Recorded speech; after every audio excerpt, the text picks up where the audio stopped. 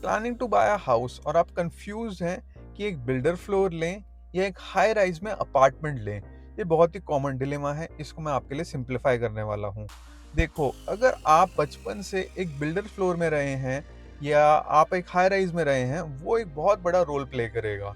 अगर आप शुरू से बिल्डर फ्लोर या एक कोठी में रहे हैं, तो आपको अभी भी बचपन की हैबिट की वजह से एक बिल्डर फ्लोर में ज़्यादा कंफर्टेबल फील होगा as compare to a high rise.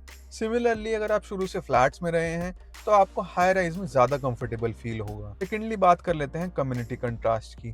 एक हाई राइज में आपको सिमिलर सी इनकम ग्रुप के लोग मिलते हैं, क्योंकि जो फ्लैट्स और यूनिट्स के प्राइजेज हैं एक सिमिलर सी प्राइस रेंज के होते हैं। तो वहाँ पर आपको लाइक माइंडेड लोग मिलते हैं। तो वहाँ पर अगर कोई आपको कल्चरल इवेंट कराना है, डेवलपमेंट करानी है, मेंटेनेंस करानी है, तो वहाँ पर उसकी एग्जीक्यूशन थोड़ी ईजी हो जाती है as compare to a builder floor.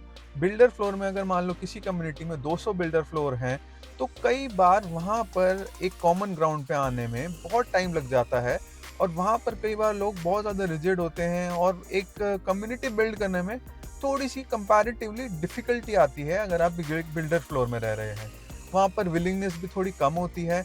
हाँ, एक अच्छी गेटेड लोकेलिटी में अगर आपका बिल्डर फ्लोर है, जहाँ पर एक अच्छी इनकम ग्रुप वाले लोग रहते हैं, तो वो एक अलग बात है, वहाँ पर लोग बहुत अच्छे से रहते हैं।